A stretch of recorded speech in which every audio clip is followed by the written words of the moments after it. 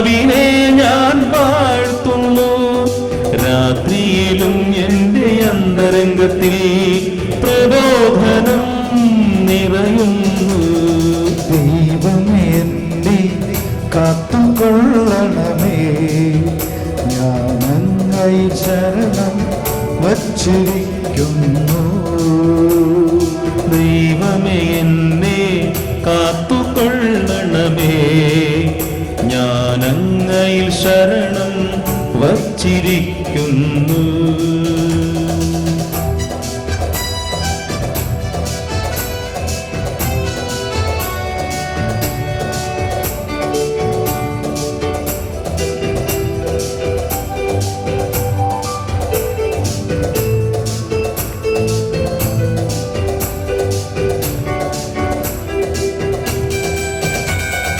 കർത്താവെപ്പോഴും എൻ്റെ കൺമുമ്പിലുണ്ട്, അവിടുന്ന് എൻ്റെ വലത്ത് ഭാഗത്ത് ഉള്ളതുകൊണ്ടു ഞാൻ കുലുങ്ങുകയില്ല.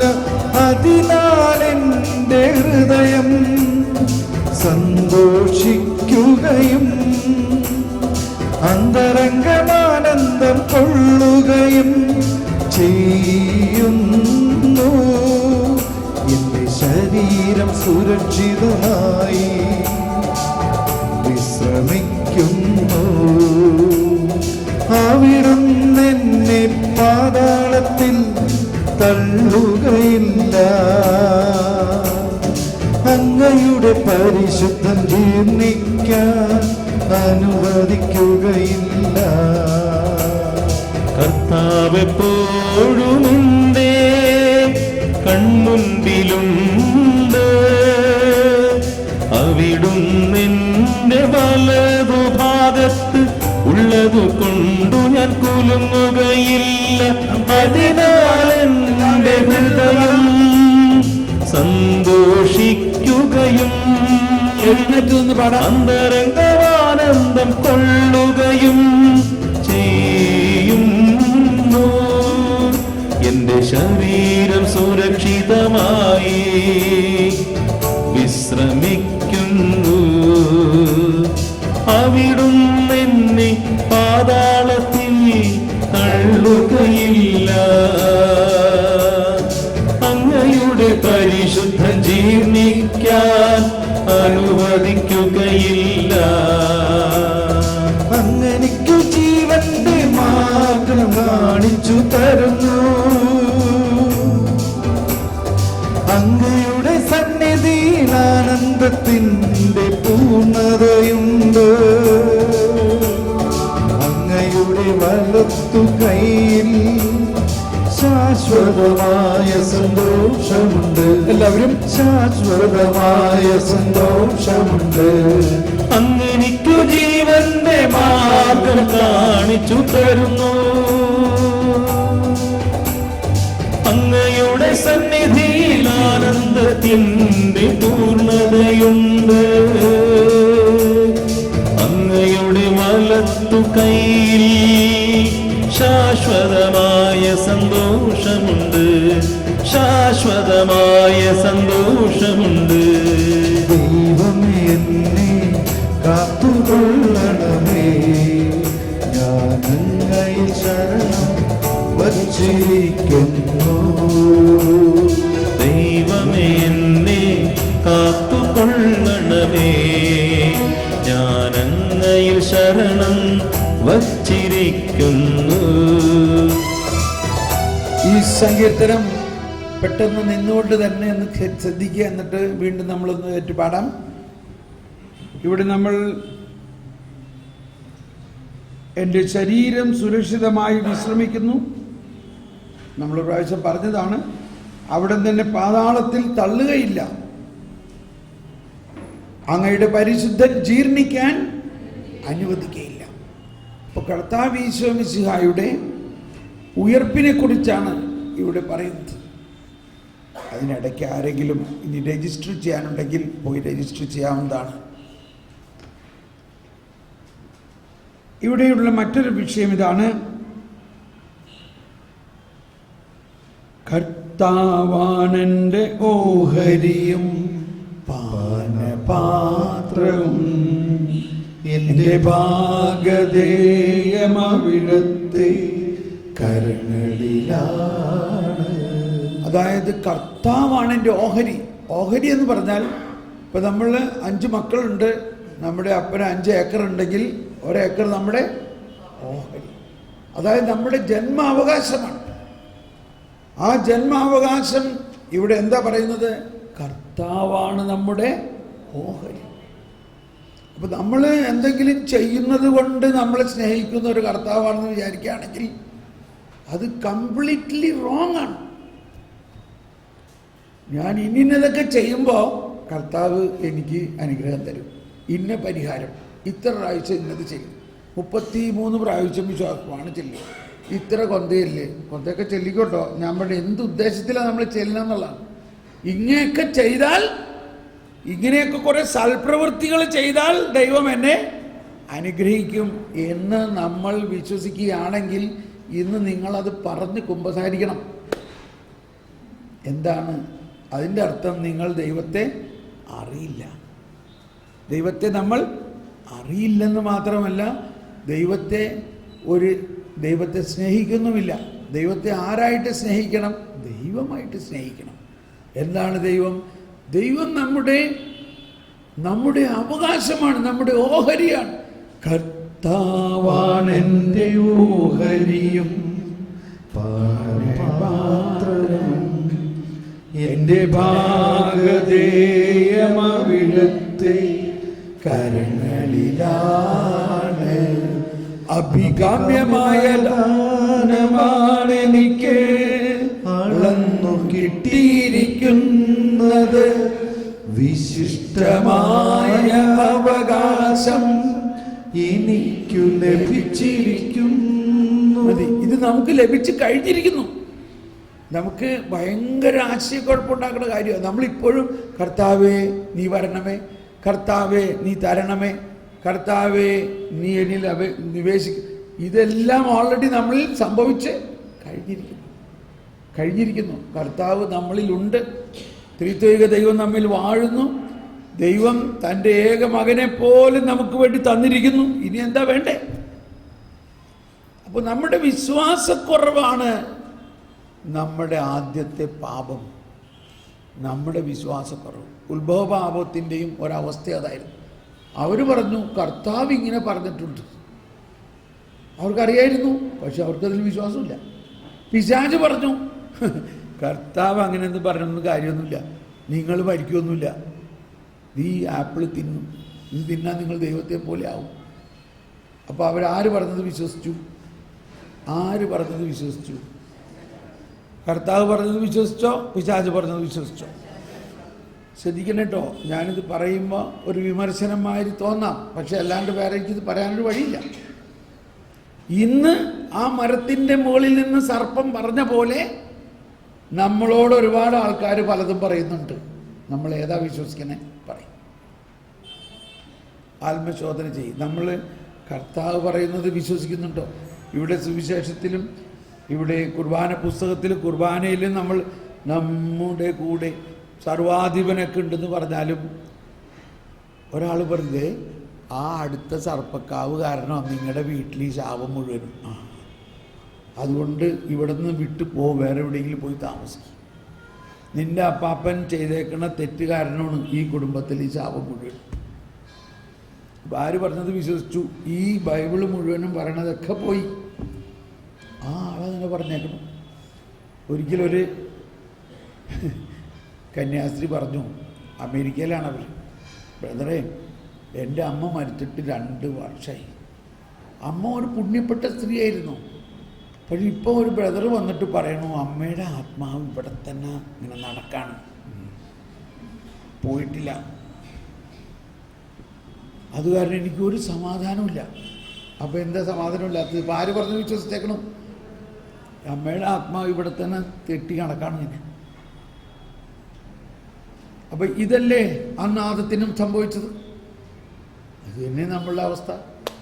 എന്തോരം ധ്യാനം കൂടി, പക്ഷെ എപ്പോഴും കർത്താവ് പറയണതോ കർത്താവിൻ്റെ സ്വരം കേൾക്കുന്നതോ അല്ല മറ്റു മനുഷ്യന്മാരും മറ്റുള്ളവരെന്ത് പറയണമെന്നുള്ളതാണ് നമ്മളുടെ. പശ്ചാത്തപിക്കൂ. എന്തിനു പശ്ചാത്തപിക്കണം? നിങ്ങൾ ചെയ്ത പാപത്തെ ഓർത്തിട്ടല്ല, നിങ്ങൾ കർത്താവിൽ വിശ്വസിക്കാതെ ഇരിക്കുന്നതാണ് പാപം. കർത്താവ് വന്നേക്കണ എന്തിനാണ്? നമ്മുടെ പാപങ്ങൾ ഏറ്റെടുക്കാനാണ്. ഏറ്റെടുത്തോ? ഏറ്റെടുത്തു. പിന്നെ എന്തുകൊണ്ടാണ് ഇപ്പോഴും നമ്മളിൽ പാപം? ഏറ്റെടുത്തിട്ടും നമ്മളിപ്പോഴും അത് വിശ്വസിക്കില്ല. അപ്പം ഈ അർത്ഥത്തിൽ ഒന്നും കൂടി ഈ വരികൾ പാടിയ കർത്താവാണ് എൻ്റെ അവകാശം, എൻ്റെ ഭാഗധേയം, എനിക്ക് അളന്ന് കിട്ടിയിരിക്കുന്നു. ഈ അളന്ന് എന്നൊക്കെ പറയുന്നത് നമുക്ക് മനസ്സിലാക്കാൻ എളുപ്പമില്ലേ? നമ്മുടെ അപ്പൻ മരിക്കണേക്ക് മുമ്പ് ഈ സ്ഥലമൊക്കെ അളന്ന് കുറ്റിയടിച്ച് തന്നിട്ടുണ്ട് എന്ന പോലെ നമുക്ക് അളന്ന് തന്ന് കഴിഞ്ഞിരിക്കുന്നു. കർത്താവ് ഈശോ മിശിഹ വന്നിട്ട് ദൈവത്തെ മുഴുവനും നമുക്ക് തന്നിരിക്കുന്നു. എന്തിനാണ് ഈശോ മിശിഹ വന്നത്? ദൈവം നമ്മോടുകൂടെ. ഇനി ദൈവം എമ്മാനുവേലാണ്. ദൈവം എല്ലാ മനുഷ്യരുടെയും ഉള്ളിൽ തന്നിരിക്കുന്നു. പണ്ടൊക്കെ നമ്മൾ കാശ് എടുക്കാനായിട്ട് ബാങ്കിൽ പോകണം, ചെക്കൊക്കെ എഴുതി കൊടുക്കും. ഇപ്പോൾ എല്ലായിടത്തും ബാങ്കിൽ പോകേണ്ട ആവശ്യമില്ല, ബാങ്കോമാറ്റിൽ പോയാൽ മതി. കാർഡും കോഡും കൊടുത്ത കാശായി എന്ന പോലെ ദൈവത്തെ അന്വേഷിച്ച് സ്വർഗത്തിൽ പോകേണ്ട ആവശ്യമില്ല. സ്വർഗം നമ്മുടെ ഉള്ളിലേക്ക് കടന്നു വന്നിരിക്കുന്നു. ബാങ്കോമാറ്റ് നമ്മുടെ ഉള്ളിൽ തന്നെ.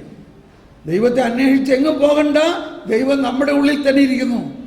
കർത്താവാണെൻ്റെ ഓഹരിയും, കർത്താവാണെൻ്റെ ഓഹരിയും പാനപാത്രവും എന്റെ ഭാഗധേയമവിടുത്തെ. എല്ലാവരും ശബ്ദമുയർത്തി വിശ്വാസത്തോടെ അഭികാമ്യമായ ദാനമാണെനിക്ക് അളന്നു കിട്ടിയിരിക്കുന്നത്. വിശിഷ്ടമായ അവകാശം എനിക്കു ലഭിച്ചിരിക്കുന്നു. എനിക്കുപദേശം നൽകുന്ന കർത്താവിനെ ഞാൻ വാഴ്ത്തുന്നു. രാത്രിയിലും എൻ്റെ അന്തരംഗത്തിൽ പ്രബോധനം നിറയുന്നു. ഇരിക്കാം.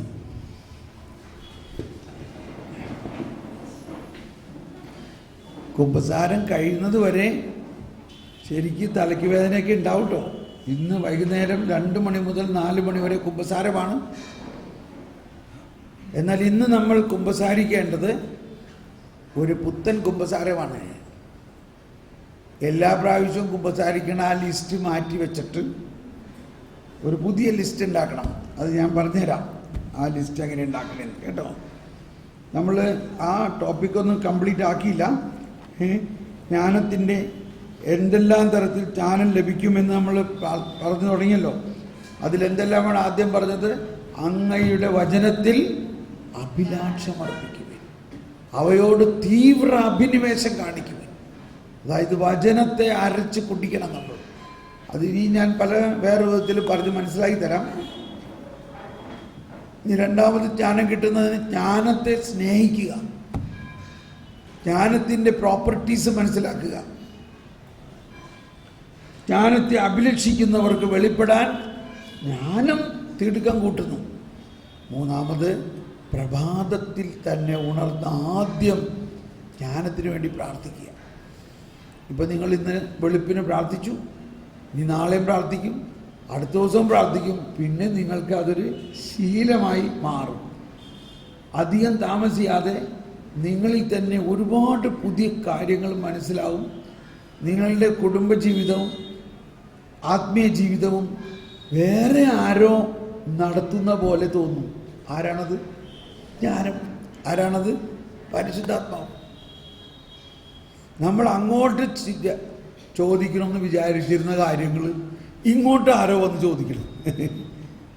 അതാണ് ജ്ഞാനം വന്നു കഴിഞ്ഞാലുള്ള പ്രവർത്തനം. നമ്മൾ അങ്ങോട്ട് നടത്താൻ വളരെയധികം ബന്ധപ്പെട്ടിരുന്ന കാര്യങ്ങൾ നിങ്ങളെന്താ വിചാരിക്കുന്നത്? ഇങ്ങനെയാണ് എൻ്റെ എല്ലാ കാര്യങ്ങളും നടക്കുന്നത്. എൻ്റെ മിക്കവാറും എല്ലാ കാര്യങ്ങളും ഞാൻ അങ്ങോട്ട് പോകണ്ട, അവരിങ്ങോട്ട് വന്ന് നടത്തി തരികയാണ്. എന്തുകൊണ്ടാണ്? ജ്ഞാനം അവർക്ക് ഉടനെ ഇൻഫർമേഷൻ കൊടുക്കുകയാണ്. ഈ തോമസ് പോളിന് ഇന്നത് ആവശ്യമുണ്ട്, എല്ലാം ഇപ്പം നോക്കിയേ, ഈ ക്യാമറ, ഈ ലൈറ്റ്, ഇതൊക്കെ ഇപ്പോൾ ഇന്ന് നിങ്ങളുടെ മുമ്പിൽ വെച്ചല്ലേ ഇതൊക്കെ ചെയ്യണത്. ഇന്നലെ വരെയുള്ള കംപ്ലീറ്റ് സംഭവങ്ങളും ഇന്നലെ രാത്രി യൂട്യൂബിലായി ആൾക്കാർ കണ്ടുകൊണ്ടിരിക്കണം. ലോകം മുഴുവനും കാണണം. ഞാനിതൊരു അധിക പ്രസംഗം പറയാനല്ല. ഈ ടെക്നോളജിയൊക്കെ എല്ലാ ധ്യാന കേന്ദ്രത്തിലും ഉണ്ടോ ഇല്ലയോ? എല്ലാവരുടെ കയ്യിലുണ്ട് ഈ ടെക്നോളജി. ഈ ഒരു കുട്ടി ക്യാമറയും ഇതൊക്കെ ആർക്കാ മേടിക്കാൻ പറ്റാത്തത്? നമ്മൾ ഈ കല്ലും കുമ്മായും മേടിച്ചിട്ടിട്ട് എന്ത് കാര്യമുണ്ടായി? ഇതിപ്പോൾ ഇത്രയും ചെറിയ കാശ് കൊണ്ട് ഈ വചനം ലോകം മുഴുവൻ പ്രസരിക്കുന്നുണ്ടോ ഇല്ലയോ? നമ്മൾ കല്ലും കുമ്മായും മേടിച്ചവിടെ കൂട്ടി വെച്ചോ.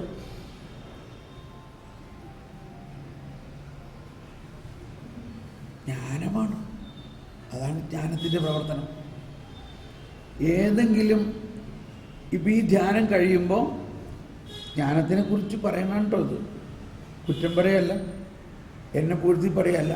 ഈ ധ്യാനം കഴിയുമ്പോൾ മറ്റന്നാൾ നിങ്ങൾ പോകുന്ന സമയത്ത് ഈ 5 ദിവസത്തെയും ധ്യാനത്തിൻ്റെ മുഴുവൻ ക്ലാസ്സുകളും അടങ്ങുന്ന ഒറ്റ CD-യിലാക്കി നിങ്ങൾക്ക് തരും. നിങ്ങളിത് വേറെ എവിടെയെങ്കിലും ധ്യാനത്തിൽ കിട്ടിയിട്ടുണ്ടോ? ഇല്ല. എന്തുകൊണ്ടാണ്? ജ്ഞാനമാണ് അതിൻ്റെ ശില്പി. അതാണ് ബൈബിളിൽ പറയുന്നത്, ജ്ഞാനമാണ് അതിൻ്റെ ശില്പി. 5 ദിവസത്തെ മുഴുവൻ ക്ലാസ്സുകളും ഒരു CD-യിൽ MP3-യിൽ നിങ്ങൾക്ക് തരും. അത് നിങ്ങൾ കേൾക്കാം, കാറിലിട്ട് കേൾക്കാം, വീട്ടിലിട്ട് കേൾക്കാം, അത് നിങ്ങളുടെ ഫോണിൽ ലോഡ് ചെയ്ത് ഫോണിൽ കേൾക്കാം. അപ്പോൾ നമ്മളിങ്ങനെ ദൈവത്തിൻ്റെ ജ്ഞാനം ഉപയോഗിക്കുമ്പോൾ ഈ ദൈവവചനത്തിന് ചിറക് വയ്ക്കും. നിങ്ങളുടെ കാലുകൾക്കും ചിറക് വയ്ക്കും. മനസ്സിലാവുന്നുണ്ടോ? ഞാൻ ഈ ജ്ഞാനത്തെക്കുറിച്ച് പറഞ്ഞ് തന്നെ 2 ദിവസം പോകും. എന്താ വേണ്ടേ? അതുകൊണ്ടൊരു പണി ചെയ്തു. ഇനി അധികം ജ്ഞാനത്തെക്കുറിച്ച് പറയണില്ല. നിങ്ങൾ ബോറടിച്ച് കാണും. ഈ കഴിഞ്ഞ 7 ദിവസത്തെ ധ്യാനങ്ങളുടെ എല്ലാം താമസിച്ചുള്ള ധ്യാനങ്ങളുടെ CD ഉണ്ട്. കഴിഞ്ഞ ധ്യാനം തിരുവനന്തപുരത്തായിരുന്നു. അത് മലങ്കരക്കാരായിരുന്നു. അതുകൊണ്ട് മലങ്കര കുർബാന, മലങ്കര പാട്ടുകൾ, മലങ്കര സർവീസാണ്. വളരെ നല്ലതാണെങ്കിലും അത് മറ്റുള്ളവർക്ക് എളുപ്പം ചിലപ്പോൾ മനസ്സിലാവണമെന്നില്ല. എങ്കിലും ഒന്ന് കേൾക്കണം, നല്ലതാണത്. അതിൻ്റെ CD ഓൾറെഡി ഇപ്പോൾ റെഡി ആയിക്കൊണ്ടിരിക്കുന്നുണ്ട്. അതിനു മുമ്പ് മലങ്കര, തിരുവനന്തപുരം, പിന്നെ ഏതാ പാലായിൽ സീറോ മലബാറിൻ്റെ ലിറ്റർജിയാണ്. അത് 6 ദിവസത്തെ താമസിച്ചുള്ള ധ്യാനമാണ്.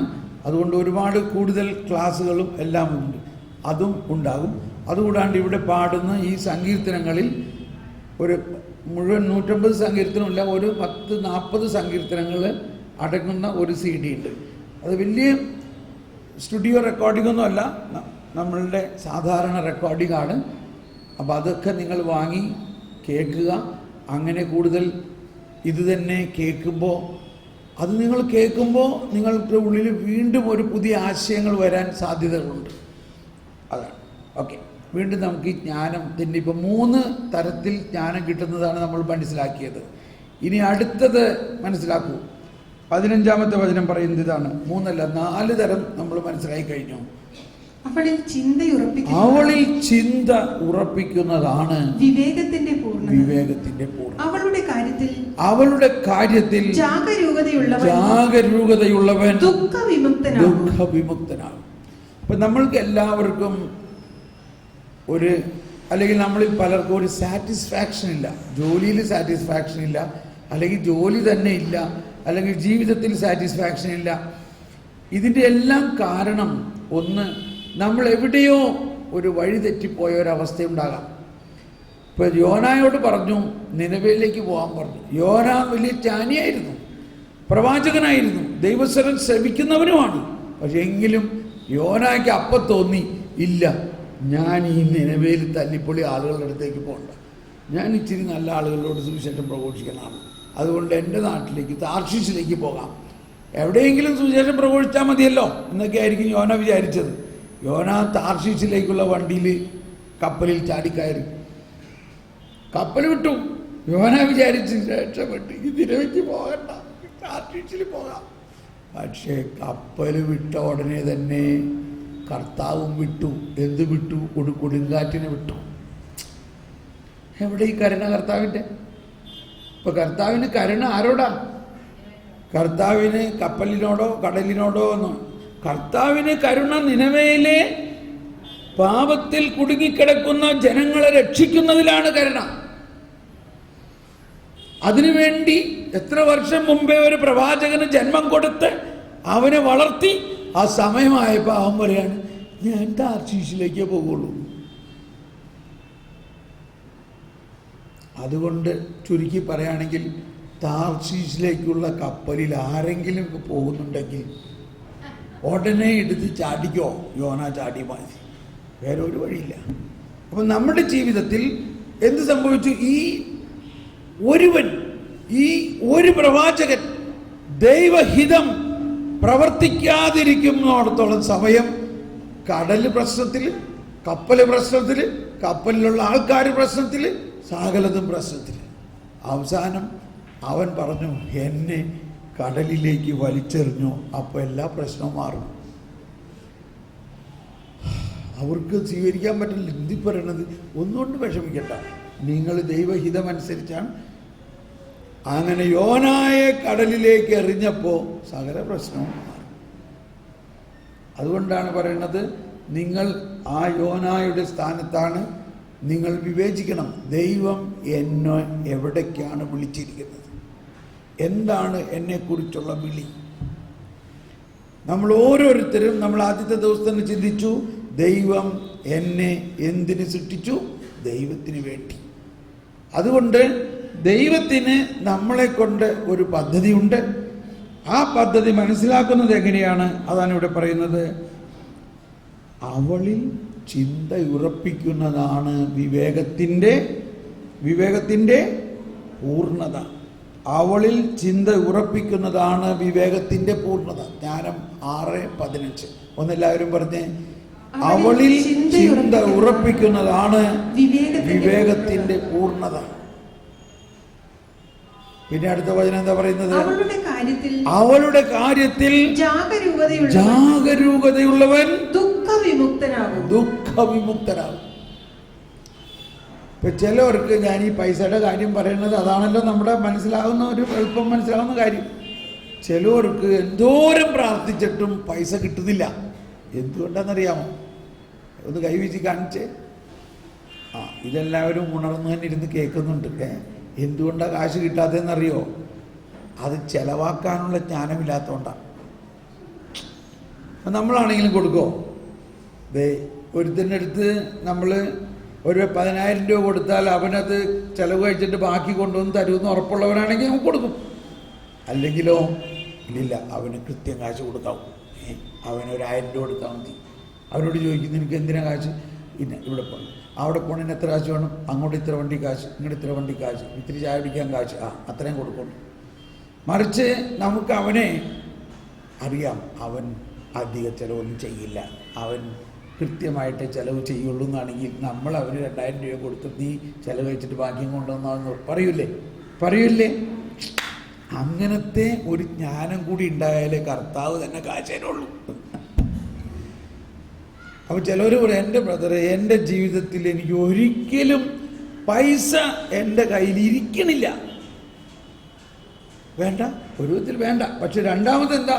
ഇരുന്നാൽ കൂടുതൽ ദൂഷ്യം. ഇരുന്നാൽ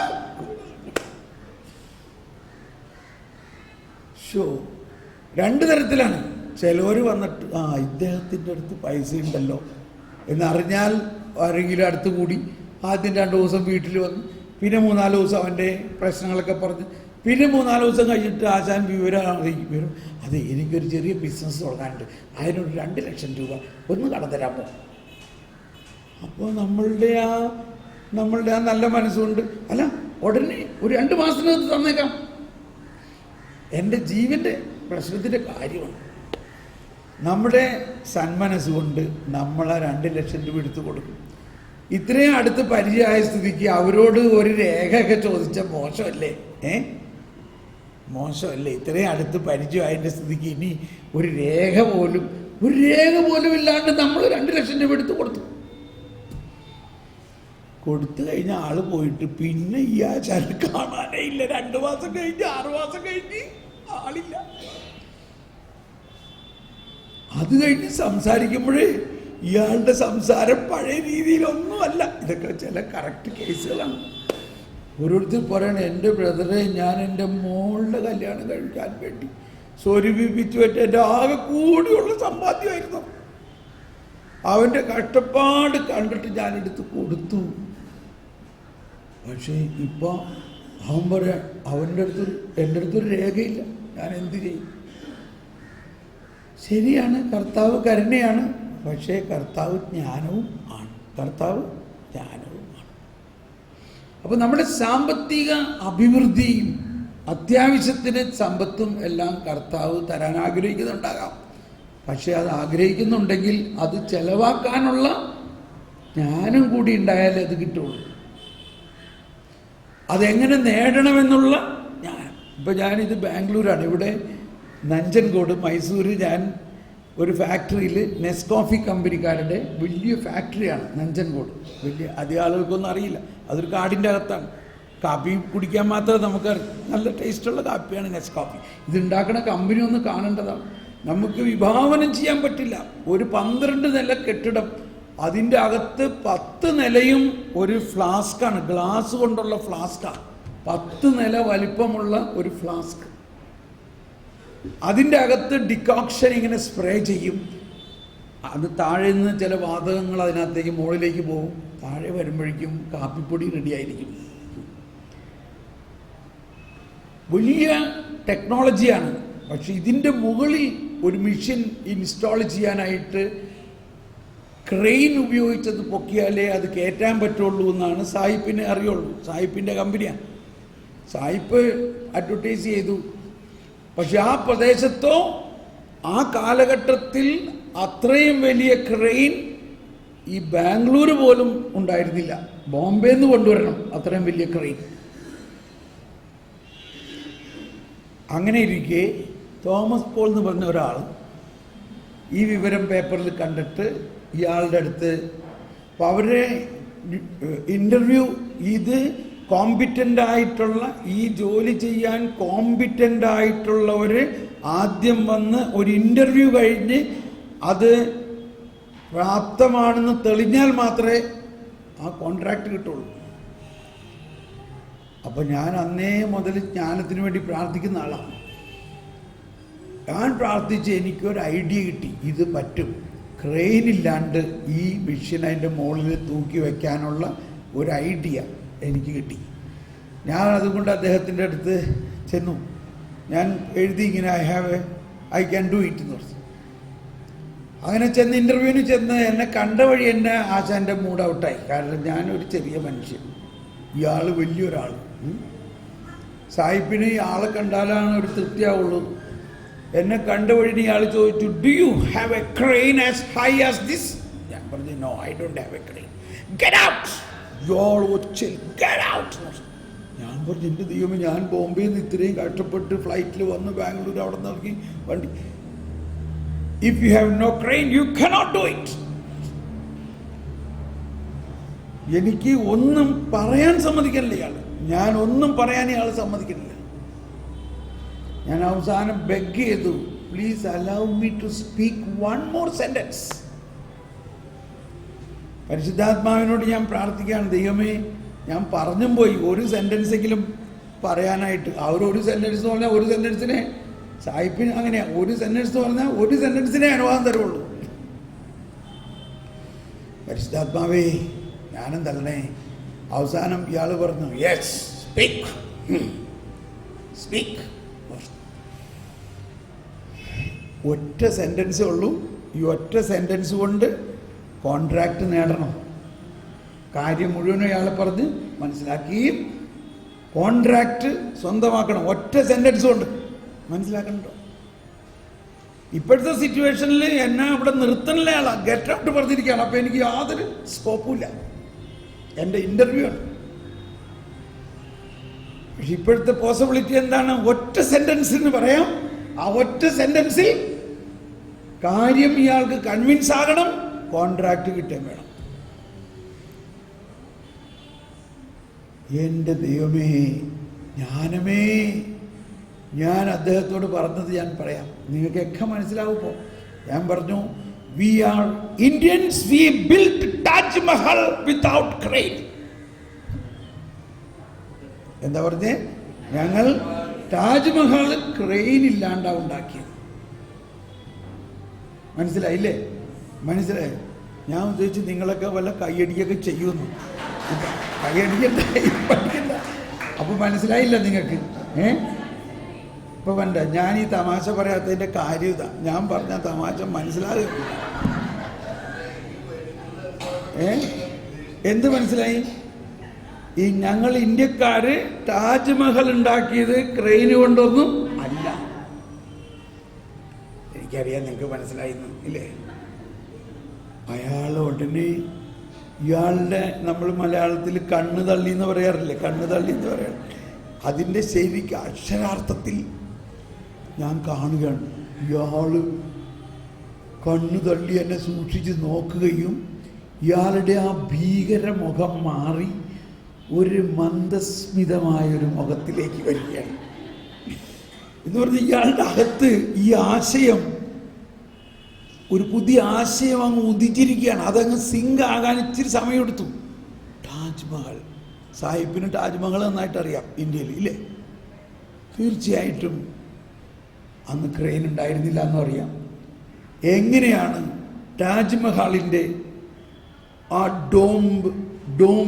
ഡോം മുകളിൽ കയറ്റിയത്? ഇത് ഇനി നിങ്ങൾ റിസർച്ച് ചെയ്തോ? എനിക്കറിയാം, ഞാൻ പറയില്ല. അപ്പോൾ ഇത് കേട്ടപ്പോൾ അവസാനം ഇയാൾ എന്നോട് ഒരു പുഞ്ചിരിയോടെ പറഞ്ഞു, പ്ലീസ് സിറ്റ് ഡൗൺ.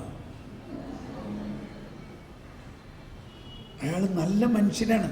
അയാളുടെ ഏറ്റവും നല്ലൊരു അവസ്ഥ ഞാൻ പറയാണ്. ഇയാൾ അവിടുത്തെ വലിയ ഡയറക്ടറാണെങ്കിലും രാവിലെ വന്നിട്ട് ഇയാൾ തന്നെ ചൂലെടുത്ത് അവിടേക്ക് അടിക്കും. അത്രയ്ക്ക്. അതുപോലെ തന്നെ ഇയാൾ ഉടനെ എന്നോട് ഇരിക്കാൻ പറഞ്ഞിട്ട് പറഞ്ഞ്, I will make a coffee for you, you know, one Nescafe for you. ഇത് നെസ്കോഫി കമ്പനിയുടെ ഡയറക്ടർ തന്നെത്താൻ ഒരു കപ്പ് നെസ്കോഫി എനിക്ക് ഉണ്ടാക്കി തരികയാണ്. Anyway, to make it short, എന്നിട്ട് ഇയാൾ ചോദിക്കുകയാണ്, എന്താണ് നിൻ്റെ ഐഡിയ? അപ്പോൾ ഞാൻ പറഞ്ഞു, അത് ഞാൻ പറയൂല. അപ്പോൾ അയാൾ പറഞ്ഞു, അപ്പോൾ അയാൾക്കത് കൂടുതൽ ആകാംക്ഷയായി. എനിക്കറിയാം നിനക്ക് അത് വേറെ ആരും അറിയരുതെന്നുള്ളത് കൊണ്ടാണ്. That is correct. പക്ഷേ I am the director of this organization. So ഞാൻ അറിഞ്ഞില്ലെങ്കിൽ, ഞാൻ അറിയാണ്ടൊരു കാര്യം ചെയ്യാൻ പറ്റില്ലല്ലോ. നിൻ്റെ ഐഡിയ അക്സെപ്റ്റബിൾ ആണെങ്കിൽ അത് വേറെ ആരെയും ഇംപ്ലിമെൻ്റ് ചെയ്യാൻ ഞാൻ അനുവദിക്കില്ല. എന്തിനു പറയുന്നു? ഞാൻ ഈ ഐഡിയ പറഞ്ഞു കഴിഞ്ഞപ്പോഴല്ലോ ഇയാൾക്ക് ഭയങ്കര സന്തോഷമായി. ഇയാൾ എന്നെ കെട്ടിപ്പിടിച്ചു എന്ന് മാത്രമല്ല, ഇയാൾ പറയാണ്, നീ ഇതിനു വേണ്ടി ചോദിച്ചിരിക്കുന്ന ഈ പൈസയേക്കാൾ ഡബിൾ ഞാൻ നിനക്ക് തരാം.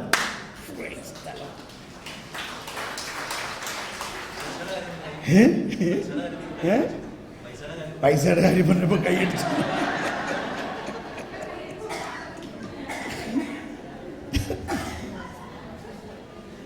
ഇത് ഞാൻ പറഞ്ഞത്, സാമ്പത്തിക അഭിവൃദ്ധി ഉണ്ടാകുന്നത് ഹാർഡ് വർക്ക് ആവശ്യമാണ്. ഹാർഡ് വർക്ക് മാത്രം പോരാ, ദൈവത്തിൻ്റെ ജ്ഞാനമാണ്. ഇത് നിങ്ങൾക്ക് എളുപ്പം മനസ്സിലാകാം. എനിക്ക് ഡബിൾ പൈസ അയാൾ തരുന്നു. അതുകൂടാണ്ട് ആ ജോലി അവിടെ നടന്നുകൊണ്ടിരിക്കുമ്പോൾ മറ്റൊരു സംഭവം ഉണ്ടായി. വേറെ ഒരു അത്യാവശ്യം ജോലി അവിടെ വന്നു. വേറൊരു സംഭവം, ഒരു മിഷൻ കേടായി, അത് ഉടനെ ചെയ്യണം. അതിനാരെ അന്വേഷിച്ചിട്ട് കിട്ടിയില്ല. പുള്ളി എന്നോട് ചോദിച്ചു, ക്യാൻ യു ഡു ഇറ്റ്? നമ്മൾ തീർച്ചയായിട്ടും ഐ ക്യാൻ ഡു ഇറ്റ്. എന്നാൽ നീ ഇന്ന് രാത്രി തന്നെ എല്ലാ ആളുകളെയും അങ്ങോട്ടേക്ക് തിരിച്ചു വിട്ടു, അത് ചെയ്യും. ഞാനും ഫുൾ നൈറ്റ് അവിടെ നിന്നു, അത് ചെയ്തു. അങ്ങനെ 2-3 ദിവസം ചെയ്തു. അത് കഴിഞ്ഞു. അത് കഴിഞ്ഞപ്പോൾ അയാൾ പറഞ്ഞു, നീ അതിൻ്റെ ബില്ലുണ്ടാക്കി കൊണ്ടുപോവാ. ഞാൻ അതിൻ്റെ സാധാരണ നമ്മൾ ബില്ല് ചെയ്യണമാതിരി ഉദാഹരണത്തിന് ഒരു 2 ലക്ഷം രൂപയുടെ ബില്ല് കൊടുത്തു. ഞാൻ ഈ ബില്ല് കൊണ്ടുവന്ന് ചെന്നപ്പോൾ ആ ബില്ല് നോക്കിയിട്ട് ഇയാളതങ്ങ് വലിച്ചെറിഞ്ഞു. വലിച്ചെറിഞ്ഞ സാധാരണഗതിയിൽ നമ്മളെന്താ ചിന്തിക്കാം, ദൈവമേ ഭയങ്കര കൂടുതലായി പോയതുകൊണ്ടായിരിക്കും. നമ്മൾ ബില്ല് ചെയ്തത് വളരെ കൂടുതലായി പോയതുകൊണ്ടാണ്. പക്ഷെ ഇയാൾ പറയാണ്, no, you have done very good work, therefore you deserve to get more money.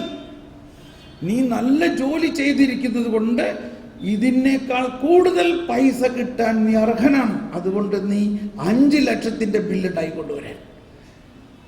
നിങ്ങൾ വിശ്വസിക്കുന്നുണ്ടോ ഇത് ഇന്ത്യയിൽ ഇങ്ങനെ നടത്തുന്നുണ്ടെന്ന് എവിടെയെങ്കിലും? ഇവിടെ ഒരു കോൺട്രാക്റ്റോ ഒരു ജോലി ചെയ്ത ബില്ല് കൊടുത്ത അതിനെ അരച്ചരച്ച് അതിനെ കട്ട് ചെയ്ത് എത്ര കുറയ്ക്കാൻ പറ്റുമോ കുറച്ച് അവസാനം അവരുടെ പുറകെ കുറേ നാൾ കള്ളും കടലാസും ഒക്കെ ആയിട്ട് നടന്നാലാണ് നമുക്ക് കാശ് കിട്ടുന്നത്. ആ സ്ഥാനത്ത് ഇയാൾ പറയാണ്, നീ വളരെ നല്ല ജോലി ചെയ്തു, അതുകൊണ്ട് നിനക്ക് 2 അല്ല അതിന് വേറെ 5 ലക്ഷം തരാണ്. Krishnamurthy come write a cheque of 5 lakhs. കഴിഞ്ഞു. ഇതൊക്കെ നടന്ന സംഭവമാണ്. പക്ഷെ അതിൻ്റെ കാരണം എന്താ? ഒറ്റ കാര്യമാണ് ഞാൻ പറയണത്, ജ്ഞാനത്തിന് വേണ്ടി നിങ്ങൾ പ്രാർത്ഥിക്കണം. എനിക്കറിയാം നമ്മളെല്ലാവർക്കും എത്ര പൈസ കിട്ടിയാലും സാമ്പത്തിക പ്രശ്നം. ഇന്ത്യയിലുള്ളവർ അമേരിക്കയിൽ പോകുന്നതായിരിക്കും, അവിടെ ചെല്ലുമ്പോൾ വലിയ സാമ്പത്തിക പ്രശ്നമാണ്.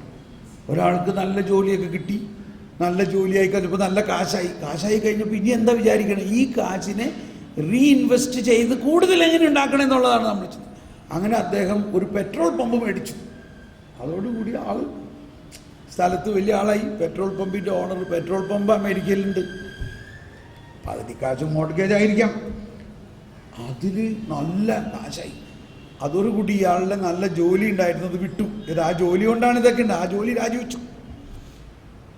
അത് കഴിഞ്ഞപ്പോൾ അടുത്ത് വേറൊരു പെട്രോൾ പമ്പ് വിൽക്കാനിട്ടേക്കണം. അതും കൂടി മേടിക്കാമെന്ന് വെച്ചു. അത് പാളിപ്പോയി എന്ന് പറഞ്ഞാൽ അതിൽ കുറേ റിപ്പയർ ഉണ്ടായിരുന്നു. അത് റിപ്പയർ ചെയ്തെടുക്കാമെന്നാണ് വിചാരിച്ചത്. റിപ്പയർ ചെയ്തിട്ടും സംഭവം ശരിയാവണില്ല. അവസാനം ഈ പെട്രോൾ പമ്പും കൂടി വിൽക്കേണ്ടി വന്നു.